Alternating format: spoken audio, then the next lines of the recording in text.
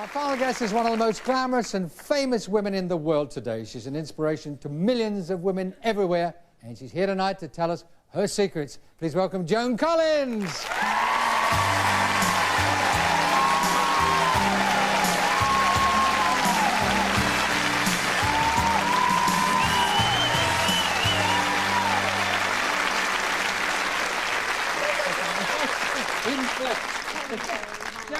Yeah, it's like, I know the theme tonight is secrets, your secrets. Yeah. Actually, you and I don't even remember this. We share a secret. We do? Yes, we actually shared a bed together. That shocked him. In this very TV studio, when it was ABC television, I think many years ago, you played my wife. That's right. And Bernie Winters played the milkman. That's right. He was in the bed with us, wasn't he? Well, yes, he was. I remember that. You do remember it? Yes, I remember that because you had your pyjamas and you wouldn't undo them. Well, They were right up your neck, and you kept the cord firmly tied. I've always been a shy little thing. Yes. We want to concentrate on your secrets and the book. They used to say that life begins at 40, but you made a mockery of all that, Joe. Well, I mean, really. you made middle age not just acceptable, but attractive. Yes. And how do you look like this, Joe? We want to know. How do you look this good? Well, first of all, you have to buy the Terry Mugler suit. No, and then you have to have Hugh do your hair. No, how do I do this? Well, one of the reasons that I wrote my secrets is because all my life I've been asked, for my secrets, I've been asked about makeup, hair, exercise, beauty, nutrition, and so I thought that I really should write a book about this because I knew quite a lot about it. But basically, you know what it all comes down to? What? It comes down to here. Your philosophy Young at and heart here. and head, yeah. How you think and how you feel and how you have control over your mind.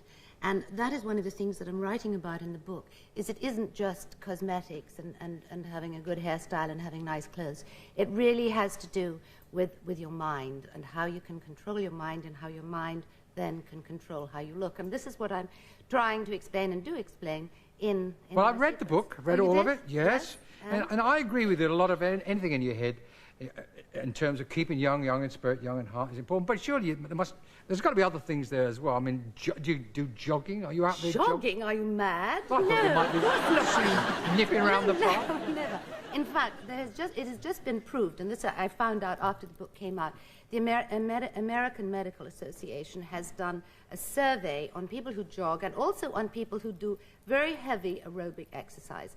And they have found that these people's muscles have tightened up and are not nearly as supple and loose and as good as people who don't do any exercise at all.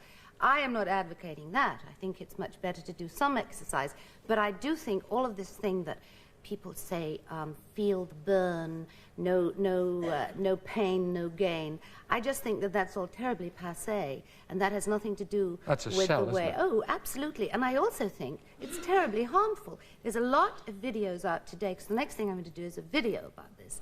But that's next. Zsa Zsa Gabor's just done one of those. Oh, really? Oh, lovely. Oh, well, I'll go and buy it. I mean, she's older than her pulse rate, isn't she? It's Gaga Gabor. I mean, I don't mean to be unkind. But you did. I'm just going back for. You be unkind. I'm not going to. No, I'm not being unkind. She was on the show. I mean, I haven't got over the court case between her and Elke Summer yet, and the things they said about each other. Was quite funny, they should have made a movie out of that. Yes. Let's get back to the jogging thing, because I read something in the book, and I didn't read every. I'd be a fibber, and if I said I read every, but I skipped through it. Yes. I thought you said something about the jogging, about it affects the face muscles or the muscles. Yes, it does. If you jog every day for an hour, after several years, not only did these start to fall. I don't have that problem. No, well, you have other things that could fall. You've been reading my mails. Oh, no, really? But it does. It loosens up all your muscles. It loosens up all your connective tissue. You, sitting this close, Joe, you look...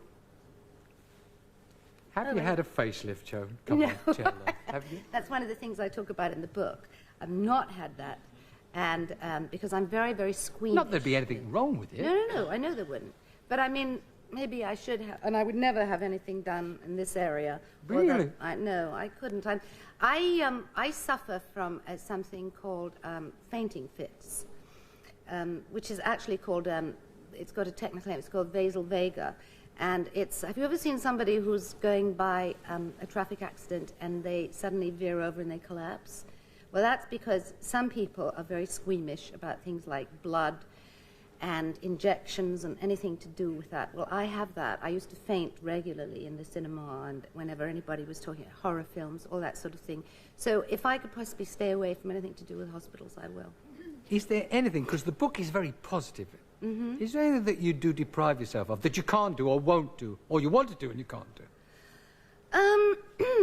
Anything that I want to do and I won't do? Well, I probably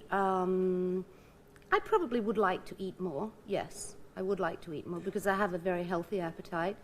But I also, because I've done this study about various people like the Hunzas, you know, who? The Hunzas, they're a tribe that live in the Himalayas, and they live to be about 125 and 135 years old, and they are still unbelievably active in their late 90s, and they don't eat very much at all. And the studies that have been done on rats and mice and small animals, in which they give them half the amount of food that they give the other rats and mice, it has been proven that they live longer and are much fitter and much healthier.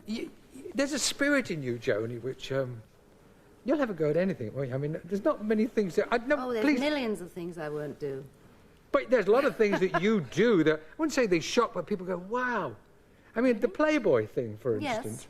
Yes. I mean, you weren't mummy saying you were 50 there, and there you are. I wasn't, I was actually 49. Oh, I'm sorry. I make a fibber out of me for 6 months. Okay. But, you know, that was a pretty... Was it daring, or did you think about it for a long while and suddenly say, no, I'm going for this? I thought about it. I thought that I looked pretty good. And I thought that I made the point that why should only women of 25 look good? I wasn't very naked. They were very tasteful pictures. And I just thought that it would be a good thing to do at the time. I don't think caused a bit of a fuss, though, didn't it? Everybody was... No, did it cause a fuss? Yeah, people were talking about it, and certainly in America. Yeah. Well, I mean, I think it made me sort of popular-ish. Movies have changed since you were a rank starlet, when in those days, when you were a rank starlet, you were over the top at 25, but you changed all that. I mean, you went out to Hollywood, you did Dynasty, and suddenly a whole career was opening up for ladies like Linda Evans and Diane Cow. And, yes. Were there jealousies, by the way, because you were English? Were there jealousies from the local community of actresses? Were they saying, what's she doing here? No, they love English people in Hollywood. They do, don't they? Oh, yes, they really do. No, we all actually got along really well. What happened was that the producers used to like to manufacture feuds because it was much more interesting to the public if Crystal and Alexis hated each other in real life as Linda and Joan, than that we were quite good friends and, you know, had cups of coffee together and ate lunch together. So they made it, they were constantly... Well, just gossip, are we talking about? Well, they were feeding the gossip columns, like the thing called the National Enquirer and the Star and all those things, about how we hated each other. And this, of course, was terribly good for the show. Because it wasn't good for you, because a lot of people kind of picked up on that and saw your image as you, didn't they? A lot of people thought that you were a bitchy little... Yes. And you weren't just Alexis, that was Joan Collins. Was that difficult to cope with? Yes, it was actually, I have to say.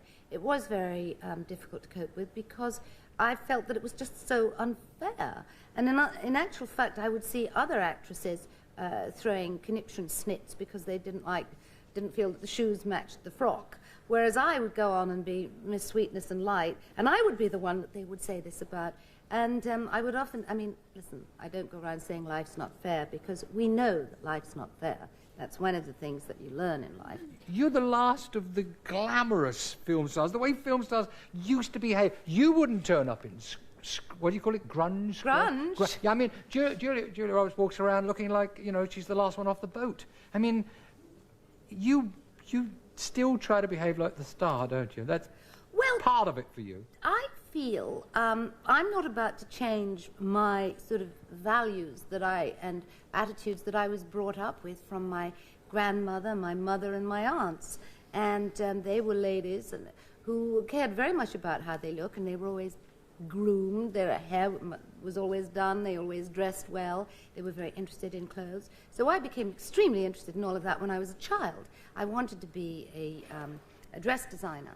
And just because it's fashionable to go around with your knees hanging out of your jeans and no makeup and dirty hair. That's not how I choose to play it. And that's Should why everybody do that? Yes, Should they that's run what with the fashion? that's what I say in my secrets, that you have got to do Be what yourself. you feel is right. And if you feel that it is right to wear a suit with shoulder pads and a short skirt or a long skirt or pants, then do it. Don't feel you have to wear a shell suit or trainers or a T-shirt with a big slogan on just because everybody else does. And it is being your own person and doing your own thing. And sometimes that's hard to do because people will maybe mock you for it. But I think that one has to be true to oneself.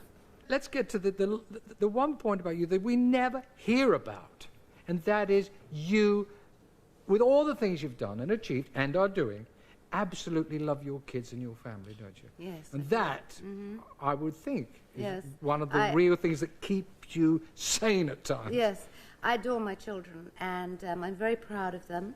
And although, unfortunately, I was divorced from both their fathers, from the 3 children, I feel that they've come out of it really well. We haven't had the sort of drugs, booze, husbands, men.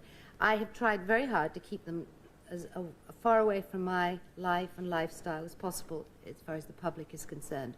Because I have seen some, like Lisa Presley, for example. That poor little girl was always in the forefront of the public eye from the time she was born, practically.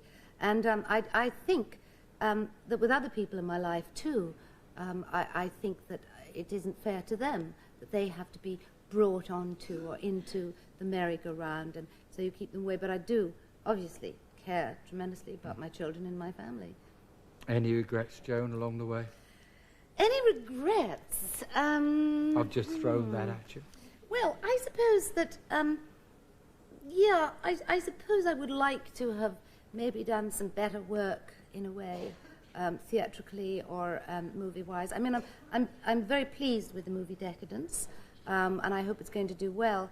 But on the whole, because of the fact that when my children were born, I gave up my career for quite a long period of time, 7 or 8 years, until they started in nursery school, I kind of got out of the flow of the business. So getting back in, I got in on the television thing. So I think that I probably would, yeah, the small regret that I would have would be that I haven't done what I consider to be a really good movie. Could be down the road. Could be. Success yeah, listen, one of the things, I'm always optimistic. Success with Decadence and the book. Yes, and thanks you. for popping in Thank today, because you. she's certainly a busy lady. Joan Collins, ladies and gentlemen.